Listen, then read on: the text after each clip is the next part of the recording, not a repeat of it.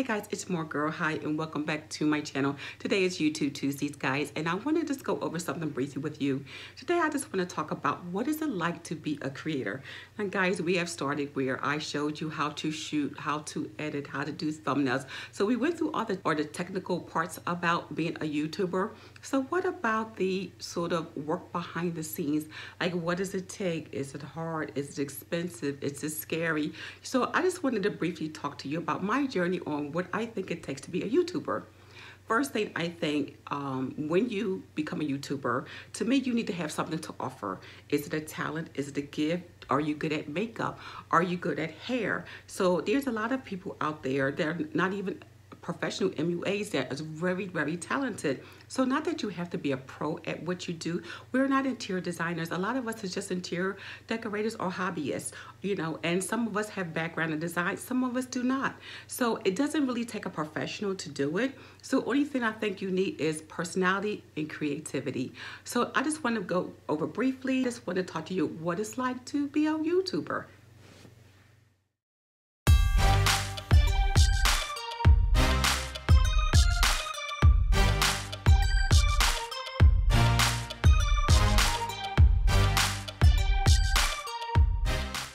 Personally, to be a YouTuber, it is fun.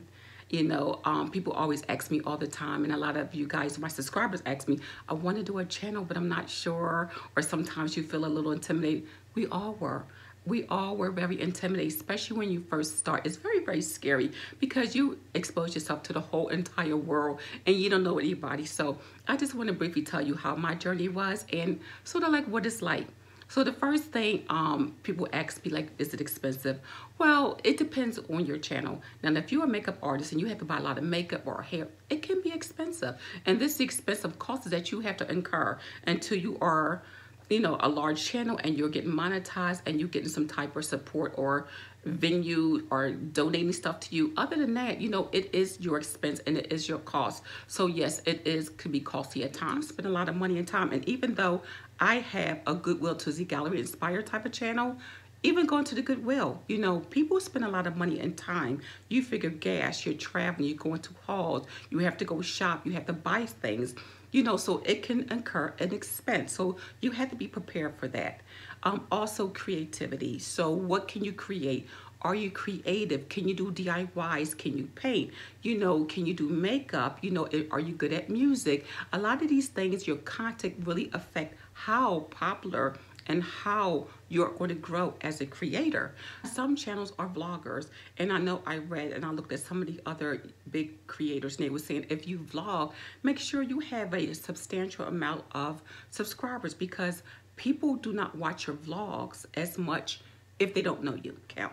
So if you vlog, just make sure you have enough subscribers that's going to watch your vlogs, who's interested about your story and your lifestyle. Another thing is people ask, is it hard to get started? Well, it's not exactly hard to get started once you set up your account, of course, with Gmail and with YouTube. It's not hard to get started. I think the hardest thing to do is come up with content. And when you constantly come up with content, I think that's the most difficult thing you can do. So as a DIYer, if you're really good at doing hauls, you know, of course, if you have the expense to do hauls every week, that's not so bad. You know, sometimes you put yourself in front of the camera. That might be the hardest part.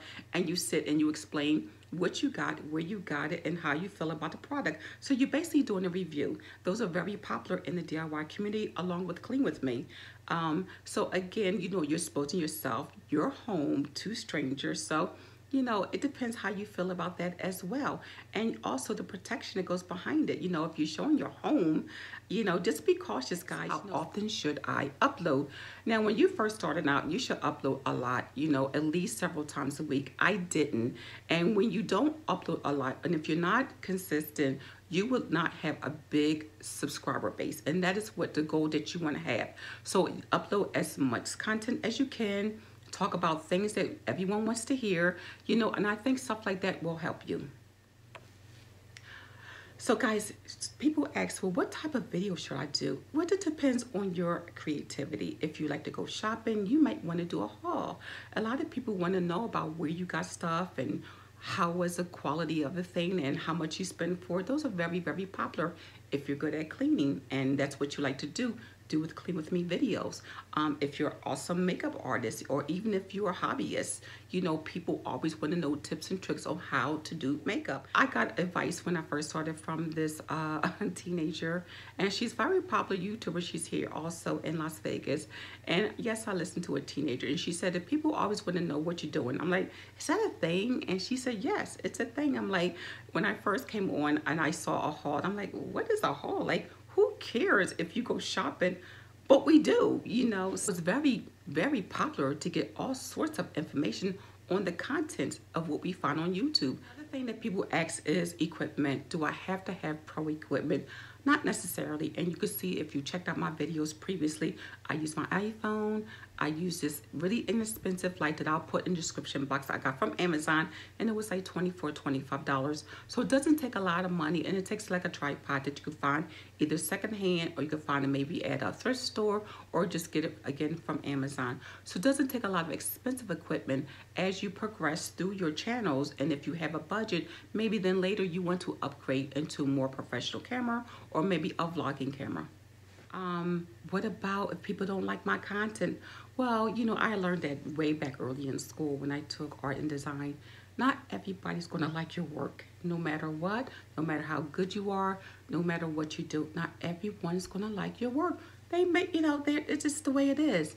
So how do you handle it? Number one, you need to have like thick skin, because people do get personal. You know, I had a person who insulted me, insulted my bedroom, the whole bed, like, I mean, it was really uncalled for, but hey, you know, it happens. So we can always either get nasty back at our subscribers or followers, or just do what Michelle Obama does and says, when they go low, we go high. Spam them, delete it, and call it a day. That's how you handle it if you don't want to deal with that. But basically, you have to have a little thick skin. And some people will give you their advice and their opinions. It doesn't bother me so much. It doesn't bother me so much, because sometimes he might see something that the Mooregirl didn't see. And I'm like, okay, you know, you're right. You know, sometimes that helps. I mean, sometimes people can be a little, you know, a little rough around the edges, but, you know, a lot of people from there, delete them. You don't want anyone messing up your analytics or your coins, okay? So delete them right off your page. You know, how hard is it to do a DIY project? Well, it depends on your skill level. If you're not really good at doing DIYs, see how other creators are doing things. And sometimes you just put your little spin to it. If you don't have that type of creative and you just need help, just ask, you know, or just keep researching other DIYers. Sometimes a DIY will come with something, I'm like, that's interesting, and you just put your little spin to it. So that's a good idea as well. But basically, creativity comes out from you. Some people do not like doing DIYs whatsoever, and they just want to, you know, shop and show decor. Well, that's great as well. Me personally, because I have a design and art background and a degree, I like to do art. So therefore, I like to redesign and repurpose what I found by thrifting. Some people don't like it, and it's okay. It's wonderful. But again, it's your creativity. You do what you want to do, but just make sure if you want to be successful, a creator, do things that people want to see. And another thing, as a creator, do what's trending in the DIY community. We have collabs. So make sure you find a collab. That is how you're exposed to other creator subscribers, and they're exposed to you. You can't still, someone says, well, they're taking your subscribers. They don't take your subscribers. If they like my content and they're a subscriber and they like someone else's, they just join them as well. You don't take someone's subscribers. It's not like you're stealing them, guys. So another thing, monetization. Well, you know now in 2018 that YouTube have changed their monetization. So now you have to have 4,000 watch time hours, which means it's 240,000 minutes plus 1,000 subscribers. Is it hard to come by? When you get that first 1,000, let me tell you, that first 1,000 subscribers took forever. Some people can go through it quickly. It takes a long time, but once you get past that 1,000, it kind of goes a little faster. And the more you do, the better you are exposing yourself. So when you start out early, start with a schedule. I do mine like a TV show. I have YouTube Tuesdays. You know, if it's not every Tuesday, every other, I try to be consistent. And on the weekends, I try to do a DIY or I try to do a haul. So if you're consistent, think of it as like a TV show. When you want to see, one of the shows on TV, when it comes on, what times it comes on, so you are expecting this. So if like last 2 weeks, I was really busy doing other projects and my YouTubers like, oh my God, we miss you. It's because they know I'm consistent on certain days. So therefore, when you start your channel, try to be consistent. Try to upload a lot, and give the quality content that your subscribers want to see. That is the best advice I can give. And that's what I had to learn. When I started out, I was not consistent and it took forever to reach 1,000 subscribers. But then once I got consistent and I saw how it was done, not only did I get consistent, I show quality things. Another thing you need to do is when I showed you your analytics at the beginning of YouTube Tuesday, I showed you how to go into your analytics and to see what you are doing. So in your analytics, it will tell you what is your highest videos.